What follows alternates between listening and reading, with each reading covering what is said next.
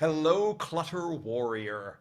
Today, I want to talk to you about patience, and I also want to talk about your well-being not being based on things, right? That we don't base our happiness or our well-being on the inanimate objects that are around us.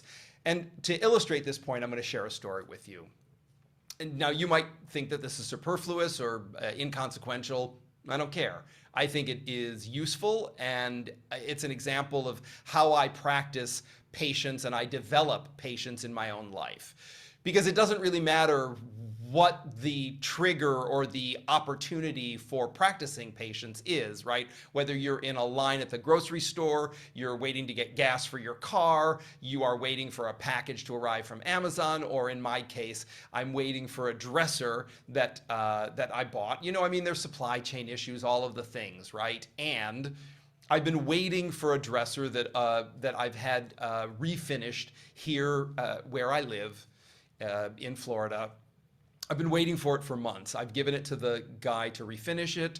He moves slowly. Not absurdly slowly, but slowly. And it's taken a while, and he's had a few health issues that have come up that have further delayed the process. All of that is just context.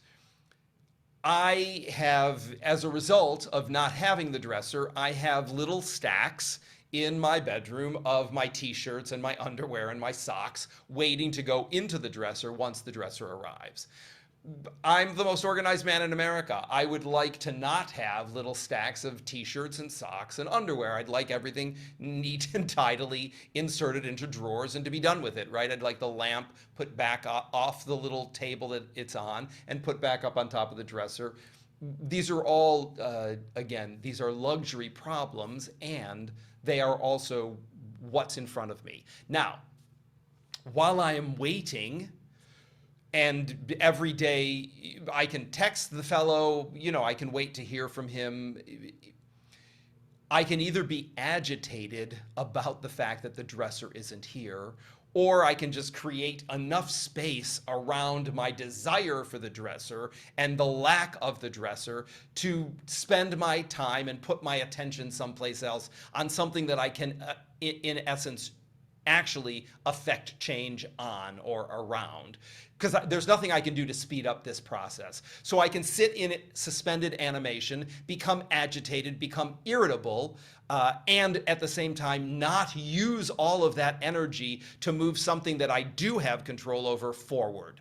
That's the lesson here for me, and by extension you. So when you look at the things that are going on in your life where things feel suspended, where you feel there is something that is incomplete, do you have the ability today in this moment to assert your agency and move it forward? Or are you basically stuck, hamstrung, waiting for something else to happen? If that is the case, if it is the latter and not the former, if you have done everything you can do and now you have to wait, how do you develop a sense of grace and patience around that rather than becoming irritable and impatient? Because none of that energy is going to move anything forward for you. You're just going to be unhappy and still not get what you want. So much better strategic choice to redirect your energy towards something you can do.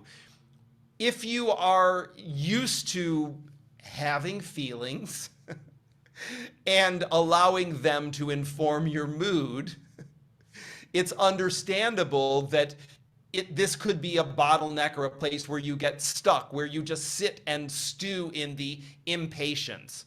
I'm suggesting that you bring your mindset and your choices and your behavior. So we attack feelings from both directions. We attack it from our mindset and our beliefs, limiting or otherwise, and we also bring action to it to counteract the feelings so that we're not just in the soup of feelings stuck.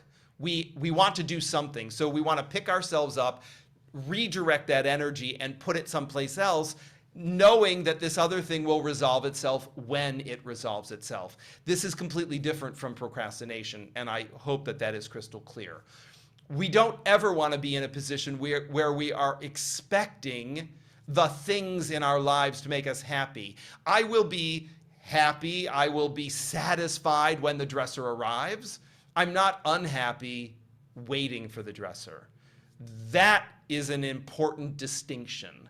So while you are waiting for something to happen, what are you doing in the interim, and how do you use that as an opportunity or as experiences to reinforce your sense of satisfaction, happiness, joy, whatever word you want to use to describe contentment, rather than irritability and feeling, again, stuck, as if, because when you think about the stories, right, you can extrapolate on those stories and take it all the way out to like, the universe is conspiring to make me miserable.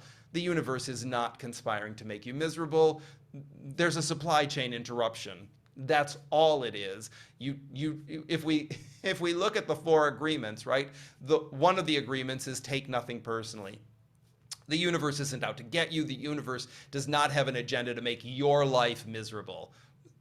Shit happens. You either roll with it or you don't roll with it. If you're not rolling with it, you're agitated, irritable, and you're also not using that energy for something that you could be using it for. That, I think, is the summation of what I'm talking about, and what I want us to take away from this little moment is, if you're not getting what you want and you have no ability to change that outcome, and all you can do is wait for things to shift, why don't you shift first, redirect that energy into something you can, where you can affect change, and drive towards that as aggressively or as assertively as you possibly can, so that you are still in charge of your own happiness and contentment.